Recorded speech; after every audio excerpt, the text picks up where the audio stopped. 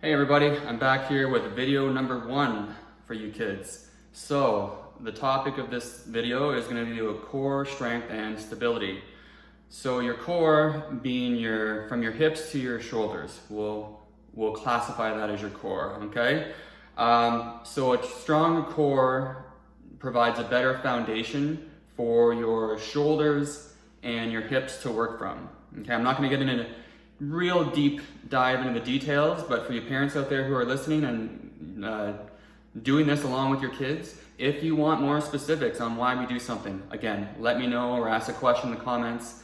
I want to be transparent and want to clear up any confusion. So a strong core will allow you to produce more force. And what does that mean to you kids? That means that you're going to be faster. Okay. Also, a strong core will help reduce the risk of injuries to your hips and your shoulders. Notice how I use the word reduce, right? Because we can't truly eliminate injuries. If I knew how to eliminate injuries, I would not be here making these videos for you. So we just want to reduce the chance of injury because our shoulders are amazing because they have this big, great range of motion. However, they're very unstable, and if we have a weak core, that adds to the instability of our shoulders. Early on in our core training, there's going to be a lot of neutral spine stuff, a lot of planks, a lot of holding of that nature.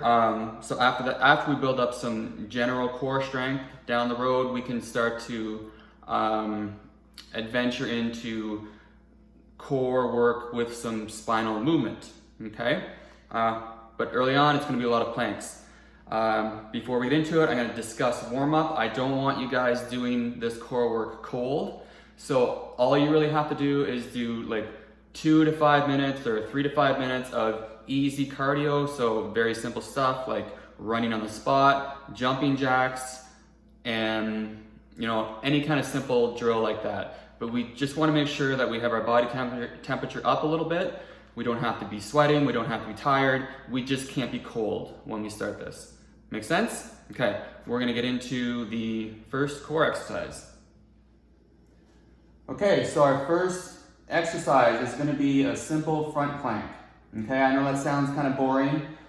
However, the way I coach the front plank, we are gonna do this with a lot of intent.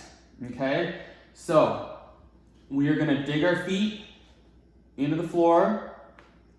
We're gonna get strong on the floor. And what does that mean? It means I want you to squeeze your legs, squeeze your butt, squeeze your tummy, and I want you to think about like protecting your armpits, okay? So if someone was like trying to tickle you from behind, I want you to try to like squeeze your armpits together or squeeze your arms together to try to protect your armpits, okay? I know it's kind of a funny cue or funny thing to think about, right? But so we're gonna get tight on the floor. You're going to squeeze your butt, squeeze your gut, protect your armpits, and you're going to take a breath, and you're going to pull yourself up with intent, okay? It's going to look like this. And then you're going to hold strong, breathe when you have to, and then pull yourself down. Okay, a couple things going on there. We really want to pretend as if when you're up in that plank, someone is going to kick you in the tummy, okay? You want to protect against getting kicked in the tummy, okay? So you're going to squeeze your tummy with the intent to protect it from getting kicked, okay? It's a simple thing to think about, right? So I'll go through that again. You're going to dig your feet. You're going to get strong on the floor. Always get strong before you move. And what does getting strong mean? Squeeze your legs, squeeze your butt, squeeze your gut, protect your armpits, okay? So get strong, get your breath, and then pull yourself up. And when you're up here, you're just thinking about squeezing harder than you want to.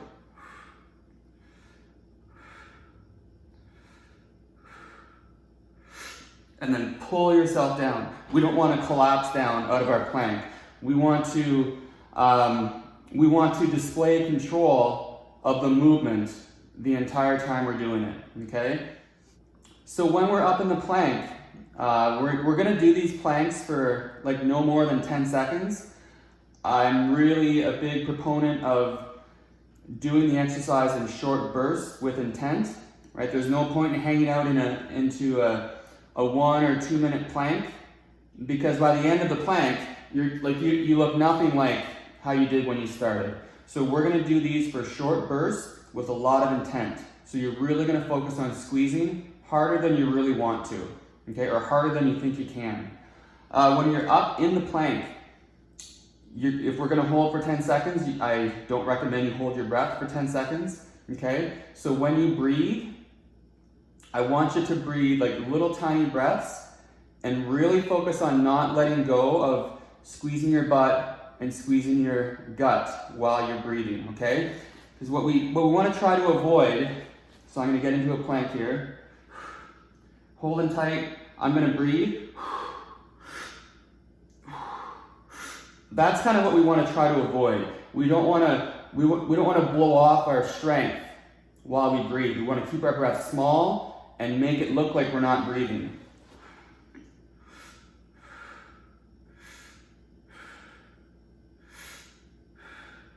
Okay, so it's quite challenging to do, but the stronger you get and the more used to it you get, you'll find it comes easier for you. Make sense? Good. Okay, again, you're going to hear me repeat a lot of words, and that's intended. I'm going to repeat things so it really sticks in your head. We really want to do this with intent. Okay. Another thing that we want to avoid when we're up in the plank. I want you to think about constantly pulling yourself up, okay? So you don't actually want to keep getting higher. You just want to stop from getting lower. So if in your head you think, okay, I gotta keep pulling, you're gonna maintain the position instead of starting to sag lower. Just to reiterate and to bring it up again, you don't want to keep pulling until you keep getting higher. You just want to keep that same plane. You don't want to sag. If you start to sag, you got to think in your head, okay, I got to get stronger. Squeeze my butt, squeeze my gut, and stop and avoid that sag in the middle. Our goal is a 10-second hold here with full intent. There's that word again, intent. If you can't get 10 seconds, don't sweat it. Just if you can only get 5, 7, 8, whatever, I don't care. Go for as long as you can, well, not more than 10 seconds, but go for what you can handle while maintaining that really good plank, okay? Okay, next exercise is called the bird dog. And again, we want to do this with intent, okay? So this is going to be our start position. We want our knees under our hips, our hands under our shoulders, okay? So this is our start position. So in this position, we want to, just like the front plank, we want to get tight, we want to get strong before we move. We always want to think about getting strong before we move, okay? And what do we have to do to get strong?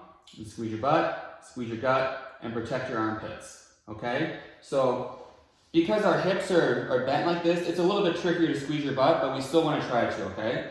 And you're going to squeeze your gut. Again, you want to think about someone coming up to you and kicking you in the tummy while you're in this position, right? You would want to make sure you're braced. You want to make sure you have you're ready for that, okay? So just think about that. And to protect our armpits, we can just kind of, again, you'll see me kind of rotate my shoulders and kind of just protect my armpits a little bit. Again, just like pretend that crazy guy walking behind you down the street is coming up behind you and trying to tickle you in the armpits, right? You would just, bam, you would just kind of protect your armpits, okay? So here's our start position. I'm going to show you this variation first, and then we'll talk about scaling it. So we're gonna, our opposite leg and opposite hand, maybe I'll go on a little bit of an angle so you can see it a little bit better, are gonna be moving at the same time, okay? So this is gonna really challenge your core to stop the wobblies, basically. Like, that's kind of what I call it. You kind of wanna prevent the wobblies, okay? So you're gonna get tight, squeeze your butt, squeeze your gut, protect your armpits. You're gonna take your breath.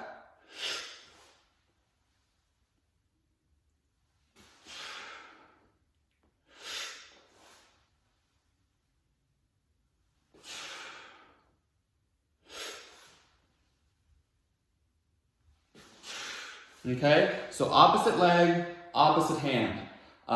It can be kind of tricky at first. I'm sure for the first little while you're going to be doing the same side and then you might almost fall over, right?